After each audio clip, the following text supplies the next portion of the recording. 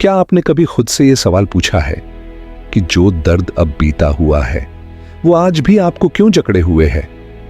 क्यों कुछ पुरानी बातें आज भी दिल में तूफान बनकर उठती हैं? क्यों कुछ जख्म वक्त के साथ मिटते नहीं बल्कि और गहरे हो जाते हैं?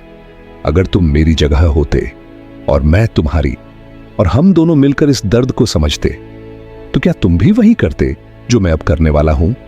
एक बार, बस एक बार, क्या तुम अपने अंदर झांकने की हिम्मत रखोगे? क्योंकि ये कहानी सिर्फ तुम्हारी नहीं है, ये हर उस आत्मा की कहानी है जो पुराने घावों को सीने से लगाए घूम रही है और सोचती है शायद यही उसका सच है। क्या आपने कभी खुद से यह सवाल पूछा है कि जो दर्द अब बीता हुआ है वो आज भी आपको क्यों जकड़े हुए है?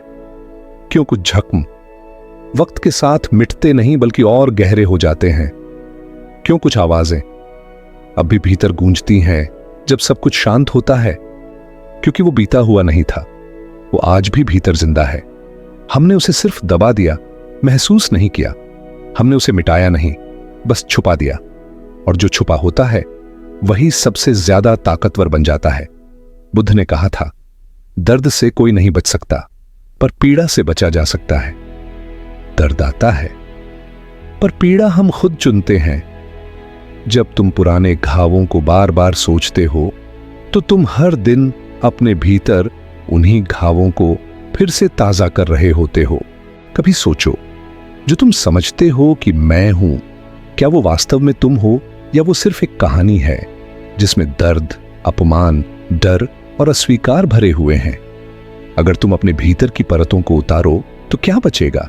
क्योंकि जब हम अपने पुराने घावों को अपनी पहचान बना लेते हैं तो हम खुद को कैदी बना लेते हैं, एक ऐसे अतीत के जो अब मौजूद ही नहीं। बुद्ध ने कहा था, आत्मा की खोज शुरू होती है जब तुम यह मानना बंद कर देते हो कि तुम तुम्हारे विचार हो।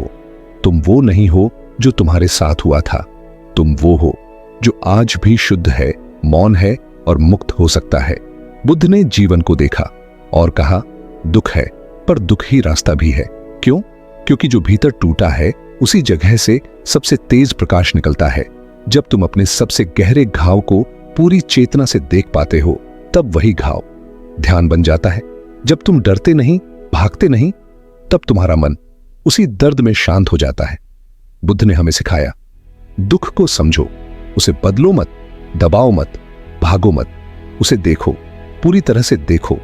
क्योंकि जो पूरी तरह देखा जाता है वो स्वाभाविक रूप से बदल जाता है। दर्द से मुक्ति भागकर नहीं मिलती, मुक्ति तब मिलती है जब तुम रुकते हो, रुककर उस दर्द को बुलाते हो, उसे अनुभव करते हो, उसके साथ बैठते हो, बिना डर के, बिना नाम दिए, बिना कहानी बनाए। उसे अपने अंदर ऐसे महसूस करो जैसे वो आखिरी बार आया हो, और तभी वो तुम्हें छोड़ देता है क्योंकि वो आया ही था महसूस होकर बाहर निकलने के लिए। तुमने उसे बार बार रोका, दबाया, इसलिए वो ठहर गया। अब उसे बहने दो, आंखों से, सांसों से, मौन से। बहुत लोग ध्यान करते हैं लेकिन वो ध्यान नहीं, बस एक और तरीका है अपने दर्द से भागने का। वे बैठते हैं, आंखें बंद करते हैं और मन को शांत करने की कोशिश करते हैं, लेकिन भीतर की पीड़ा अब भी बोल रही होती है। बुद्ध ने कहा, ध्यान कोई विधि नहीं है दर्द को दबाने की, ध्यान है दर्द को महसूस करने की कला। अगर ध्यान करते समय भी तुम अपने घाव से नजरें चुरा रहे हो तो वो ध्यान नहीं है। ध्यान वो है जहां तुम अपनी आत्मा के सबसे गहरे अंधकार में उतरते हो और वहां भी मौन रहते हो। जब कोई गहरा दर्द अंत तक देखा जाता है तो वहां कुछ मरता है। वो मैं जो उस दर्द से बना था वो अब नहीं रहता, और जो बचता है वो होता है शुद्ध मौन। एक ऐसा मौन जो तुमने पहले कभी अनुभव नहीं किया। वो मौन कोई शब्द नहीं है, वो मौन है आत्मा की सच्ची आवाज। तुम रोते नहीं हो, तुम मुस्कुराते नहीं हो, तुम बस मौन होते हो, और उसी मौन में तुम समझ जाते हो कि अब सब बदल गया है। छोड़ना कोई क्रिया नहीं है, वो एक घटनाक्रम है जो तब होता है जब भीतर कुछ पक जाता है।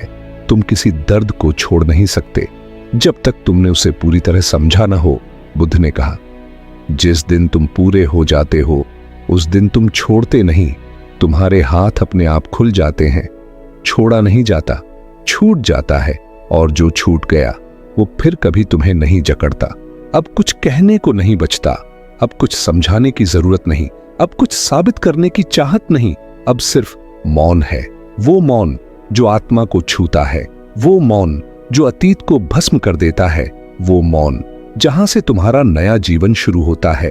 अब तुम दर्द नहीं हो, अब तुम प्रकाश हो, अब तुम मुक्त हो, अब जो रह गया है वो तुम हो। ना अतीत, ना घाव, सिर्फ चेतना, सिर्फ शांति।